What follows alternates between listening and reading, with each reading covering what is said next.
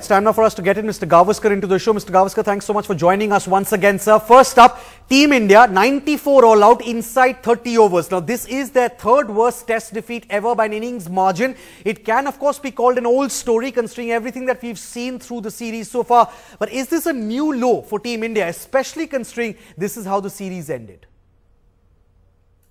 It is indeed a new low for India, looking at the way the England team had batted and scored more than almost 500 runs. And for India to be dismissed under 30 overs, as you say, for something like 94 is really a new low. You know, I mean, words fail all of us how to describe that performance. Right, Mr. Gavaskar, India were 46 for 5 in the 19th over. Now, we know that the Indian batsmen, of course, have been struggling through the series. But is the scary part, according to you, the fact that the team is now mentally scarred, it seems, almost bludgeoned into submission, really? And this could well have a lasting impression, couldn't it? It could, because, you know, defeats like that are quite traumatic. They stay in the mind a lot longer than defeats where the team has fought and lost by a narrow margin or taken the fight to the opposition. Then those defeats are something where you try and, you know, pick yourself up and try and fight. But when you're beaten as badly as that, then yes, I think it leaves a scar. It can be traumatic, and that really is not good news for Indian cricket. All right, let's talk about the way forward now, Mr. Gavaskar. Do you see any heads rolling maybe? Maybe the coach, Duncan Fletcher, even though we know that his contract has been extended till the 2015 World Cup, could the axe possibly fall on him? Well, you know, nothing's going to change. Certainly nothing's going to change till the end of the World Cup 2015. So there really is no point talking about it. Right, what about Gautam Gambhir, Mr. Gavaskar? He's averaging, what, 6.25 in the 4 innings he's played on this tour. Is Gambhir's test career effectively now over?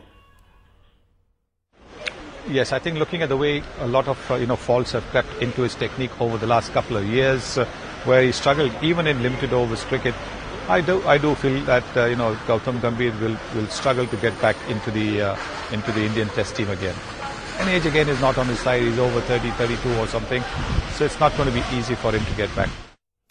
Right. So 3-1 series loss, Mr. Gavaskar, for India. If you had to sum up the entire series, this particular one against England, what according to you was the most disappointing aspect as far as Team India is concerned? Well, there was lack of intent. There was lack of application. There was lack of determination.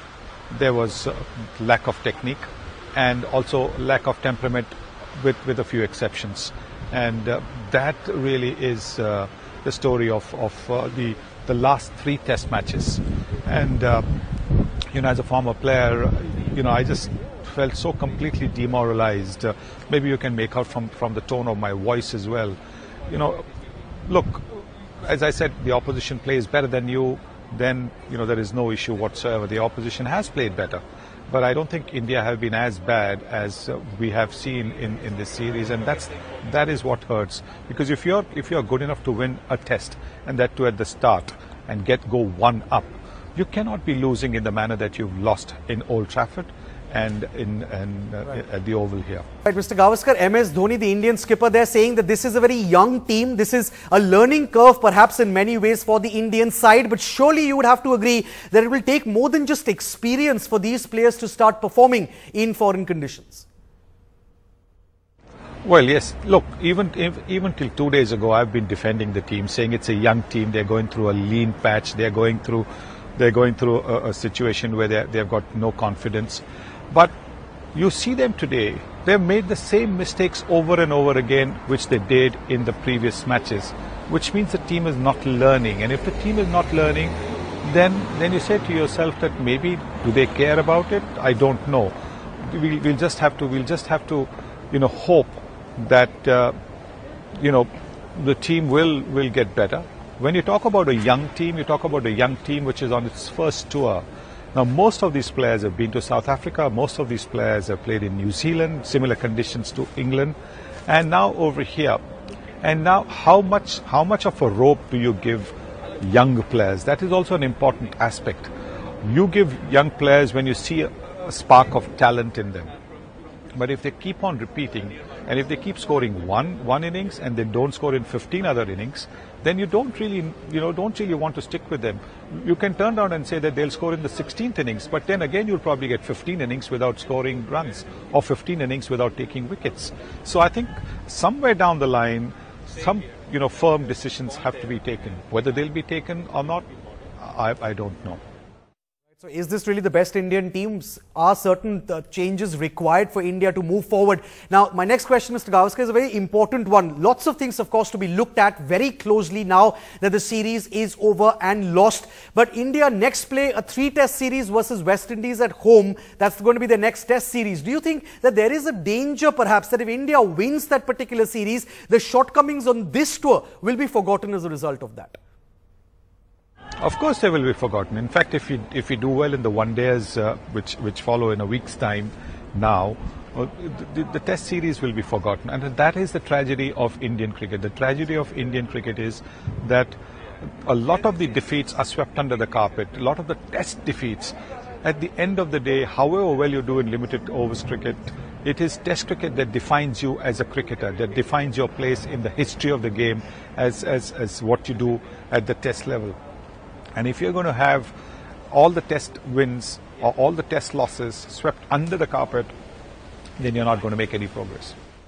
Right, Mr. Gavaskar, fair to say that the Aussies are perhaps watching this very closely. They know exactly what they need to do to trouble this team when we travel to Australia at the end of the year. And that really is a scary thought in itself, isn't it?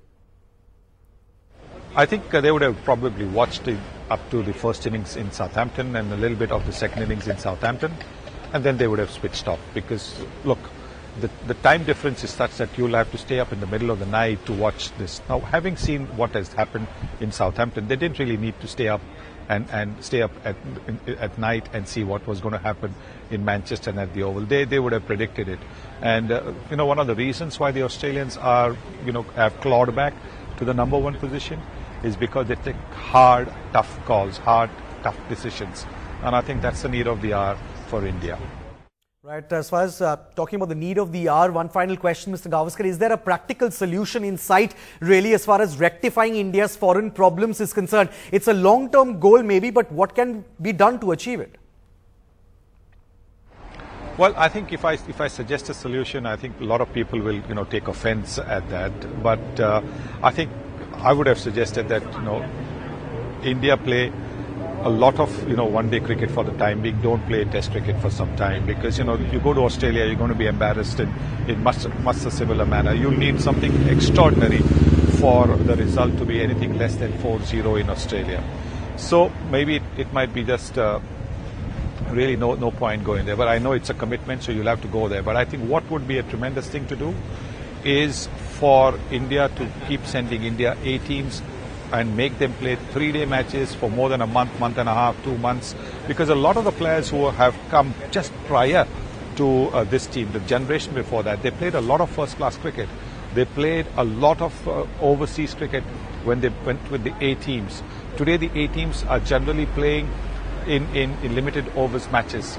And therefore I think the need of the hour is to send the A teams quite regularly to places like England, to Australia, to New Zealand, to get used to the pace, the bounce, the movement, the weather conditions. And so when they come into the India international team, in the India test team, they are that much better prepared to take on the opposition in these conditions.